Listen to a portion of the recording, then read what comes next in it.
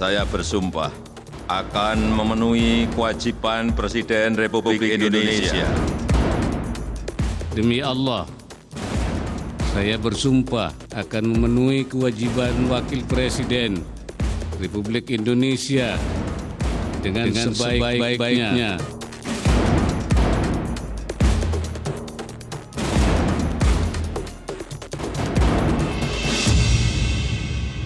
14 Juli 2019, Joko Widodo dan Ma'ruf Amin memaparkan visi Indonesia 2019-2024.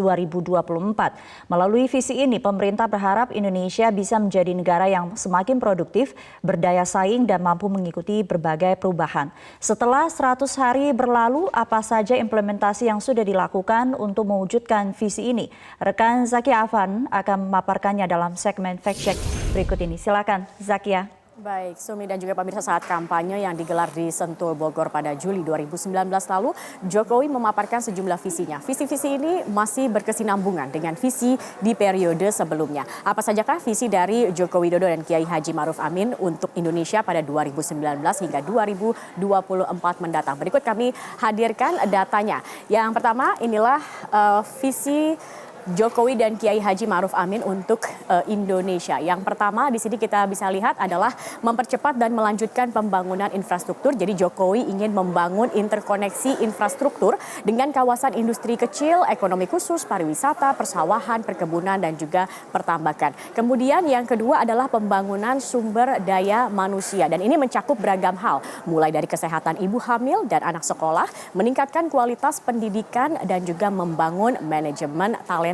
Kemudian yang ketiga adalah untuk mengundang investasi seluas-luasnya. Dalam hal ini diantaranya adalah memangkas hambatan investasi, memperpendek perizinan, dan juga memberantas pungutan liar. Kemudian yang keempat adalah reformasi birokrasi. Ini dengan melanjutkan reformasi struktural, meningkatkan etos kerja aparatur, dan juga menghapus lembaga birokrasi yang lamban melayani, tidak efektif, dan tidak efisien. Serta yang terakhir adalah APBN yang fokus dan tepat sasaran. Jadi setiap rupiah dari anggaran ini memberikan manfaat ekonomi dan juga meningkatkan kesejahteraan rakyat. Kalau kita melihat dari visi ini sendiri, tampaknya ini sangat ideal begitu ya untuk membangun Indonesia ke depannya. Namun pertanyaannya, apakah dalam 100 hari kerjanya ini sudah adakah implementasi yang dilakukan untuk mendukung visi ini? Mari kita bedah satu persatu dari visi ini sendiri. Yang pertama, pemirsa, ini adalah mempercepat dan melanjutkan pembangunan infrastruktur. Nah, terkait dengan hal ini, di periode kedua ini memang tidak ada sesuatu yang baru dalam visi ini. Pemerintah masih fokus untuk meneruskan dan juga menyelesaikan berbagai proyek infrastruktur yang sudah dikerjakan sebelumnya. Berbagai proyek yang dikebut merupakan proyek-proyek yang belum rampung di periode sebelumnya seperti pembangunan tol, jalur kereta api, ada juga kereta cepat, LRT, dan juga MRT, bandara, serta infrastruktur pelayanan dasar lain seperti misalnya waduk dan juga bendungan. Nah, selain itu Jokowi juga tengah memperbaiki pelabuhan-pelabuhan di Indonesia. Jadi fungsi pelabuhan ini akan dipisahkan secara jelas. Mana yang untuk kargo, mana yang untuk difungsikan sebagai wisata, dan juga lain sebagainya. Nah, Jokowi memang konsisten untuk terus memprioritaskan pembangunan infrastruktur dalam kerjanya. Kemudian kita lihat yang kedua, pemirsa, yakni pembangunan sumber daya manusia. Nah, Kemendikbud sendiri sudah mengeluarkan paket kebijakan Merdeka Belajar. Dalam kebijakan ini ada beberapa poin, kita lihat di sini ada 4 poin. Di antaranya yang pertama adalah USBN diganti dengan ujian atau assessment begitu. Jadi pada 2020 ini ujian sekolah berbasis nasional atau USBN akan diganti dengan ujian assessment yang diselenggarakan oleh sekolah. Kemudian kita lihat juga ini UN akan dihapuskan. Jadi tahun ini adalah tahun terakhir ujian nasional atau UN diselenggarakan. Pada 2021 Kemendikbud akan mengganti UN dengan assessment kompetensi minimum dan juga survei karakter. Dan selanjutnya kita lihat ada RPP yang dipersingkat, rencana pelaksanaan pembelajaran atau RPP. Nah, saat ini itu dinilai sangat kaku dan terlalu banyak. Jadi ke depannya para guru ini akan dibebaskan untuk memilih, membuat, menggunakan, dan juga mengembangkan format RPP ini sendiri. Dan terakhir adalah zona PPDB lebih fleksibel. Sistem zonasi masih tetap akan digunakan dalam penerimaan peserta didik baru atau PPDB, tetapi kebijakan ini akan lebih fleksibel untuk mengakomodir ketimpangan akses dan juga kualitas di berbagai berbagai daerah. Komposisinya menurut Nadiem sendiri akan dapat menerima siswa minimal 50%, jalur afirmasi minimal 15%, dan jalur perpindahan maksimal adalah 5%. Selanjutnya kita akan lihat program atau visi selanjutnya terkait dengan untuk mengundang investasi seluas-luasnya. Nah, dalam investasi saat ini pemerintah sudah mengajukan penyederhanaan regulasi melalui Omnibus Law. Mulai dari ada perpajakan hingga cipta lapangan kerja.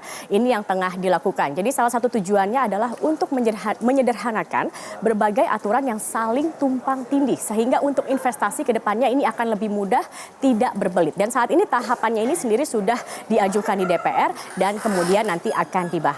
Selain menyederhanakan regulasi, menurut Menko Kemaritiman dan juga Investasi Luhut Binsar Panjaitan sudah ada berbagai pembicaraan dan negosiasi terkait investasi untuk ibu kota baru. Beberapa negara disebutkan sudah tertarik untuk berinvestasi. Di antaranya ada Jepang, Hong Kong, Korea. Bahkan menurutnya Hongaria sendiri siap berinvestasi senilai 1 miliar dolar Amerika atau sekitar 13,6 triliun rupiah. Ada juga SoftBank yang akan investasi sebesar 100 miliar dolar Amerika. Dan dalam kunjungan Jokowi ke Uni Emirat Arab, kalau kita ingat beberapa waktu lalu juga dikatakan Uni Emirat Arab akan berinvestasi ke Indonesia sebesar 22,8 miliar dolar Amerika atau setara 312 triliun rupiah. Dan salah satu investasinya adalah untuk ibu kota baru.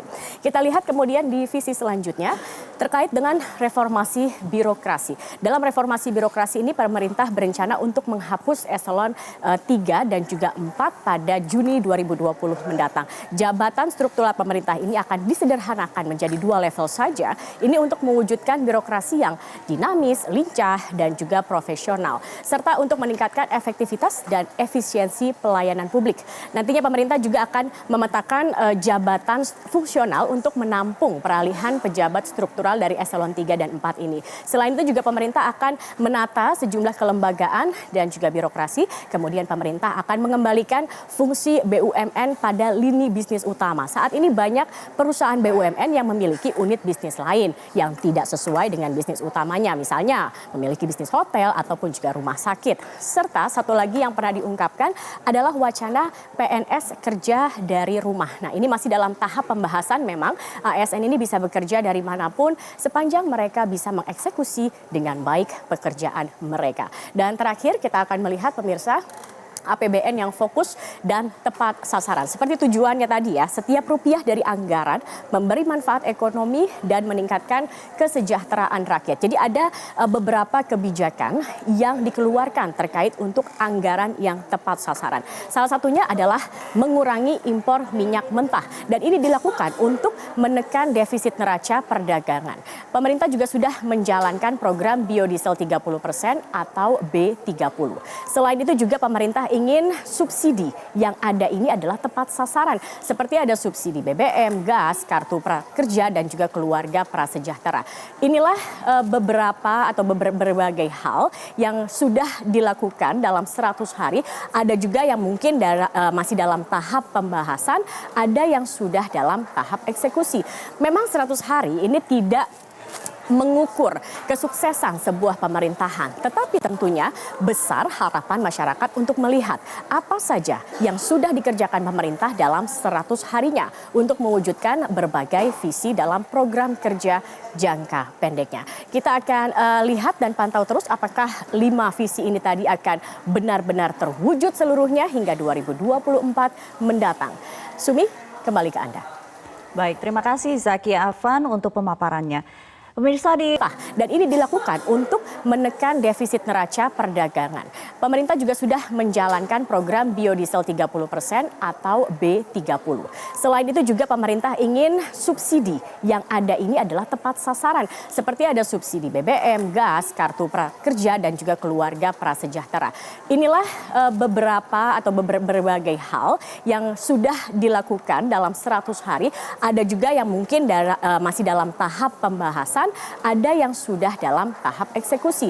Memang 100 hari ini tidak mengukur kesuksesan sebuah pemerintahan. Tetapi tentunya besar harapan masyarakat untuk melihat apa saja yang sudah dikerjakan pemerintah dalam 100 harinya untuk mewujudkan berbagai visi dalam program kerja jangka pendeknya. Kita akan lihat dan pantau terus apakah 5 visi ini tadi akan benar-benar terwujud seluruhnya hingga 2024 mendatang. Sumi, kembali ke Anda. Baik, terima kasih Zakia Afan untuk pemaparannya. Pemirsa di